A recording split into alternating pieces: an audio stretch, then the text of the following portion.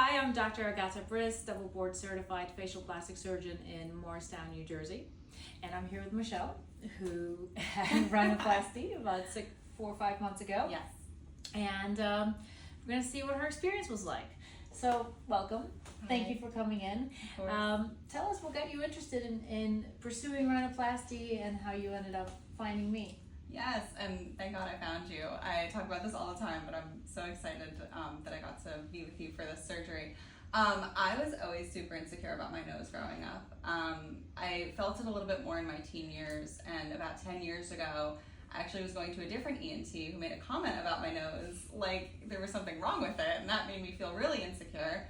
But it's just something I've always thought about, and then as I got a little bit older and I noticed my face was kind of naturally changing, I thought, you know what, let me look into finding a surgeon. I did have a consult with somebody else who also didn't make me feel great about my face. And then I was like, you know what, forget it. I'm not going to do this surgery at all.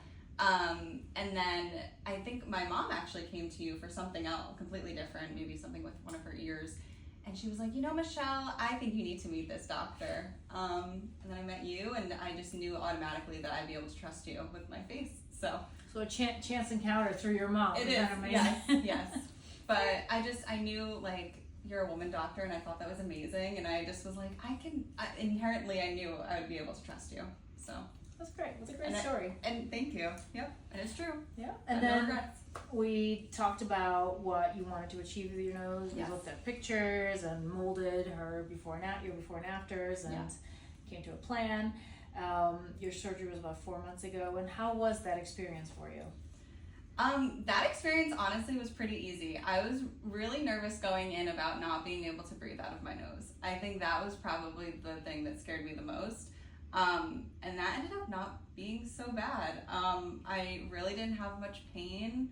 The actual surgery day, everybody was amazing. Like, the team was amazing. Everybody made me feel welcomed and, you know, like, secure and safe and comfortable. And it was a pretty easy recovery. I think things went really well.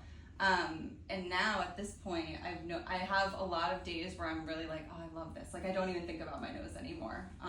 And that's been a really good feeling. Yeah, so she's, like we talked about, she's about 4 months out. Yeah. She still has some swelling to the tip of her nose, but it looks great. Yeah.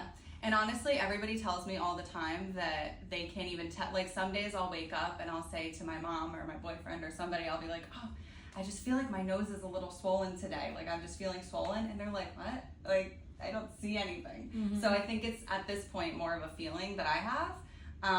But it's not changing what anybody is seeing, which is awesome. That's good. So everybody also, when I tell people that I've had a nose job, they're like, it's so natural. And I have to thank you for that too, because honestly, when I first met with Dr. Brys, I said, I want this to be natural. I don't want to look plastic. Like, I don't want it to look fake. Like, I want it to look like me, just better. And I feel like that's what we achieved, so. I'm glad you're very happy. You are a wonderful patient to work with, yes, so it's been my pleasure as yes, well. This has been just an amazing experience. Every time I see her, I'm always like, Dr. Brys, because I'm so excited about this journey. And thank you for being on it with me, because this has been one of the best things I've ever done for myself. You're welcome. I'm very glad that you're so satisfied. Is there anything that you would tell a potential rhinoplasty customer, client, what to look out for, what to expect? In a surgeon, I would definitely say go with your gut feelings. So if you meet with somebody and you really are not feeling good about it in your gut, you have to trust that. And I would also say don't be afraid of it. I think sometimes people are afraid that they might not look like themselves, or that it might be a really hard recovery. And when you find the right surgeon who's really there for you, then the rest of it's easy. Okay. Yeah. And were there any gadgets or gizmos or supplements that you used after the surgery to ease the recovery? Oh my gosh, I got the Biotin spray for my mouth. That was that's a good one. That was a really good one, because I was having horrible dry mouth trying to breathe at night and sleeping. Also an airplane pillow, which I think was one of the things you recommended to me. That was great to keep my head upright. And then those little mustache around the ear. Nice. Yes, those were great too.